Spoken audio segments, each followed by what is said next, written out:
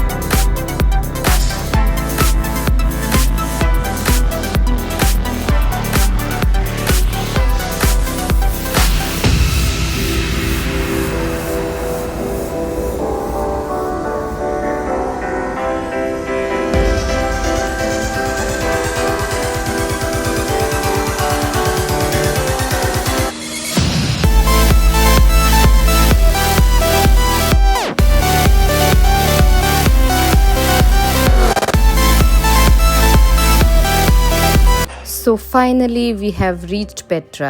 ఇది Petra visitor centre అని అంటారు. ఈ సెంటర్కి వెళ్ళి జార్డన్ పాస్ చూపించి ఎంట్రీ టికెట్ తీసుకోవాలి. పెట్రా ఎక్స్ప్లోర్ చేయడానికి 2 రూట్స్ ఉంటాయి. ఒకటి ఫ్రమ్ ద మెయిన్ ఎంట్రన్స్, ఇంకా ఒకటి from the back door route. మేము సెలెక్ట్ చేస్తాము ది సెకండ్ ఆప్షన్, అంటే back door route. Little Petra side నుండి స్టార్ట్ అయ్యి డైరెక్ట్గా మొనెస్ట్రీ రీచ్ అవుతాం. బ్యాక్ డోర్ రూట్లో బిగ్గెస్ట్ అడ్వాంటేజ్ ఏంటంటే మనం ఫస్ట్ ఈ మొనెస్ట్రీని చూస్తాం. క్రౌడ్ చాలా తక్కువ ఉంటుంది, పీస్ఫుల్గా ఎంజాయ్ చేయొచ్చు, ఫొటోస్కి పర్ఫెక్ట్ షాట్. మనల్ని కొంత డిస్టెన్స్ వరకు జీప్లో తీసుకెళ్తారు. ఎక్స్పీరియన్స్ అని అడిగితే ఆఫ్ రోడ్ ఎక్స్పీరియన్స్ చెప్పొచ్చు. రఫ్ ట్రాక్స్ ఉంటుంది, టైం సేవ్ అవుతుంది. బ్యాక్ డోర్ రూట్ అందరికీ అడ్వైజబుల్ కాదు, బట్ మీకు కొంచెం స్టామినా ఉంటే, అడ్వెంచర్ ఇంట్రెస్ట్ ఉంటే ఇది లైఫ్లో ఒకసారి ట్రై చేయాలి. ఫిట్గా ఉంటే వెళ్ళండి, డౌట్ ఉంటే మెయిన్ రూట్ బెటర్. ఇది నార్మల్ సైట్ సీయింగ్ కాదు, ఫుల్ ట్రెక్కింగ్ ఎక్స్పీరియన్స్ ఉంటుంది. ఈ హైకింగ్ మినిమం 3 to 4 hours పడుతుంది. సో హైక్ చేసే ముందు నార్మల్ షూస్ కాదు, ట్రెక్కింగ్ షూస్ వేసుకోవాలి, ఎందుకంటే స్లిప్పరీ రాక్స్ ఉంటాయి. Caps, sunglasses, sunscreen, కొంచెం స్నాక్స్, ఫోన్, పవర్ బ్యాంక్, ఇంకా ఒక స్మాల్ బ్యాక్ ప్యాక్ పట్టుకోండి. లైట్గా ఉండాలి, హెవీ లగేజ్ తీసుకోకండి. వెదర్ని అండర్ ఎస్టిమేట్ చేయకండి. ఇది డెజర్ట్ ఏరియా కాబట్టి హీట్ చాలా గట్టిగా ఉంటుంది. ఇక్కడ చూస్తున్నారు కదా, టూరిస్ట్స్ని క్యారీ చేయడానికి డాంకీస్ యూజ్ చేస్తున్నారు. వాకింగ్ కష్టం అనిపిస్తే ఇది ఒక ఆప్షన్, బట్ యానిమల్స్ని రెస్పెక్ట్ చేయడం కూడా చాలా ఇంపార్టెంట్.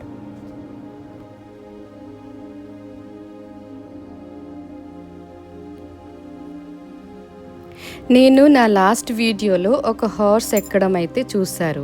ఇప్పుడు యాజ్ యూజువల్ నా ఎనర్జీ సేవ్ చేయడానికి ఈ డాంకీ ఎక్కాను, అంటే గాడిద ఎక్కాను. మా ఆయన పాపం నడుస్తూ వెనకాల వస్తున్నారు.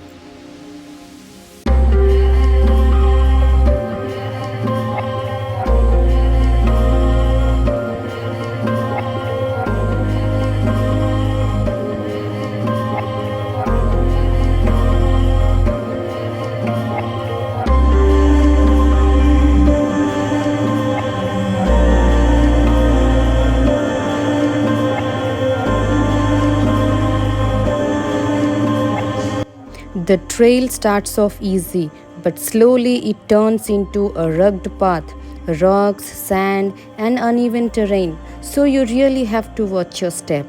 I'm not gonna lie, this is getting a bit tiring. The sun is strong, there's barely any shade, but honestly, the views make it totally worth it.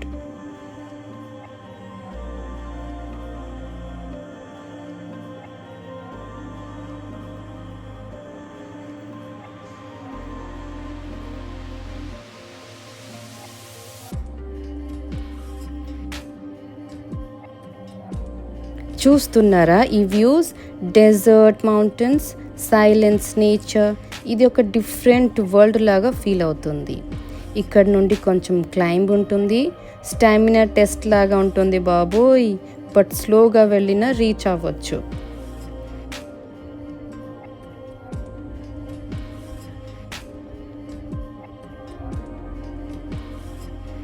Standing here, you realize how vast this landscape is. These ancient trade routes once connected entire regions. Today it's just silence, history, and breathtaking views. Endless mountains and valleys stretching as far as you can see. Somewhere beyond these ranges lies the Jordan Valley connecting towards Israel and Palestine. ఇక్కడ కనిపిస్తున్న ఈ mountains అన్నీ sand స్టోన్తో form అయ్యాయి. అంటే sand millions of ఇయర్స్లో రాక్గా మారింది. ఈ sand stone mountains వల్లనే పెట్రా అంత యూనిక్గా ఉంది. రాక్ సాఫ్ట్గా ఉండడం వల్ల ఏన్షియంట్ పీపుల్ డైరెక్ట్గా ఈ మౌంటైన్స్లో కార్వింగ్ చేశారు. అందుకే మనకి ఇవాళ అల్ ఖజ్నే అండ్ అద్ దీర్ లాంటి స్ట్రక్చర్స్ కనిపిస్తున్నాయి.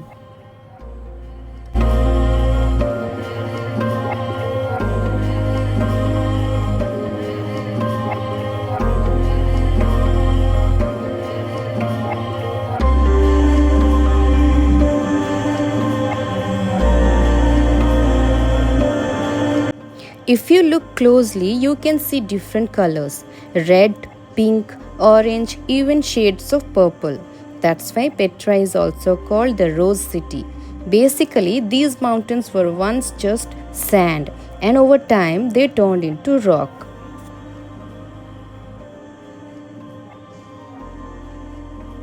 After hours of trekking, heat, tiredness, struggle, finally మన డెస్టినేషన్ ముందు ఉంది. The earth there, a moment worth every step.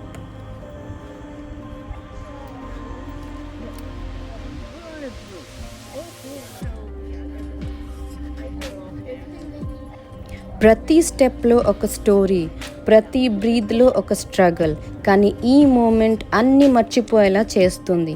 This is the beauty of Petra.